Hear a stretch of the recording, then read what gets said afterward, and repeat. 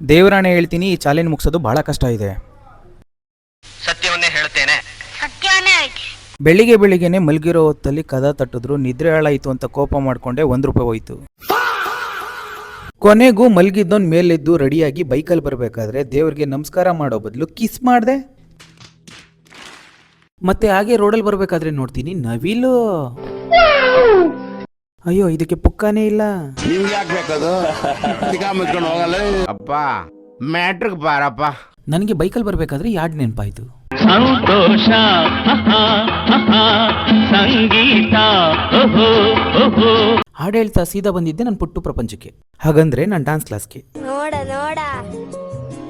ಎಷ್ಟು ಚಂದ ಅಲ್ಲ. ಬನ್ನೂರಲ್ಲಿದೆ. ಇಷ್ಟ ಇರೋರು ನಿಮ್ಮ ಮಕ್ಕಳನ್ನ ಕರ್ಕೊಬಂದು ಸೇರಿಸಬಹುದು. ಕಷ್ಟ ಆದ್ರೂ ಇಷ್ಟಪಟ್ಟು ಮಾಡೋರು ಅಚೀವ್ ಮಾಡ್ತಾರೆ. ಇನ್ನು ಇಷ್ಟ ಬಂದಂಗೆ ಮಾಡ್ತೀನಿ ಅನ್ನೋರು ಅರ್ಥ ಆಯ್ತು ಅನ್ಸುತ್ತೆ. ಆದ್ರೆ ನನ್ನ ಸ್ಟೂಡೆಂಟ್ಗಳು ಮಾತ್ರ ಕಿಲಾಡಿಗಳು ಅನ್ಕೋತೀನಿ. ಆದ್ರೆ ಒಂದೊಂದ್ಸಾರಿ ಮಾತ್ರ ನೋಡೋಣ ಮುಂದೆ ಇವರೆಲ್ಲ ಏನ್ ಮಾಡ್ತಾರೆ ಅಂತ. ಆಲ್ಮೋಸ್ಟ್ ನಾನು ಕೋಪ ಮಾಡ್ಕೊಳ್ಳೋದೆ ಮಕ್ಕಳ ವಿಚಾರಕ್ಕೆ. ಯಾಕೆ ಅಂದ್ರೆ ಬಹಳ ವರ್ಷಗಳು ಕಷ್ಟಪಟ್ಟು ಸಂಪಾದನೆ ಮಾಡಿದ ಹಣ, ಅದನ್ನ ವೇಸ್ಟ್ ಮಾಡಬಹುದೇ? ಹಣ ಯಾರಿಗೂ ಸುಮ್ನೆ ಬರೋದಿಲ್ಲ.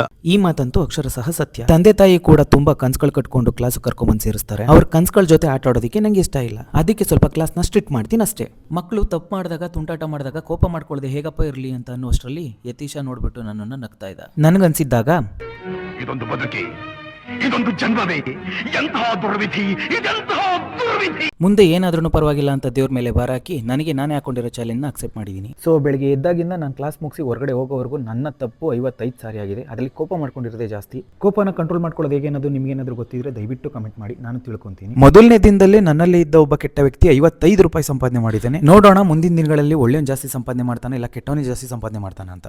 ಕೊನೆಯದಾಗ ಒಂದು ಮಾತು, ಪ್ರತಿಯೊಬ್ಬರಲ್ಲೂ ಕೆಟ್ಟವನು ಒಬ್ಬ ಒಳ್ಳೆಯವನು ಇದ್ದೇ ಇರ್ತಾನೆ. ಜಸ್ಟ್ ಒನ್ ಡೇ ಟ್ರೈ ಮಾಡಿ ನೋಡಿ, ನೀವು ನನ್ನ ವಿಡಿಯೋ ಫೀಲಿಂಗ್ ಕೂಡ ನಿಮ್ಗೆ ಅರ್ಥ ಆಗುತ್ತೆ. ವಿಡಿಯೋ ಏನಾದರೂ ಇಷ್ಟ ಆಗಿದ್ರೆ ಲೈಕ್ ಮಾಡಿ ಮತ್ತೆ ಫಾಲೋ ಮಾಡಿ. ಸಣ್ಣ ಪುಟ್ಟ ತಪ್ಪುಗಳೇನಾದ್ರೂ ಆಗಿದ್ರೆ ದಯವಿಟ್ಟು ಕಮೆಂಟ್ ಮಾಡಿ, ತಿದ್ಕೊಂತೀನಿ ಮುಂದಿನ ದಿನಗಳಲ್ಲಿ. ಸಿಗುವ ನೆಕ್ಸ್ಟ್ ವಿಡಿಯೋದಲ್ಲಿ. ಬಾಯ್. ಸಂತೋಷ ಸಂಗೀತ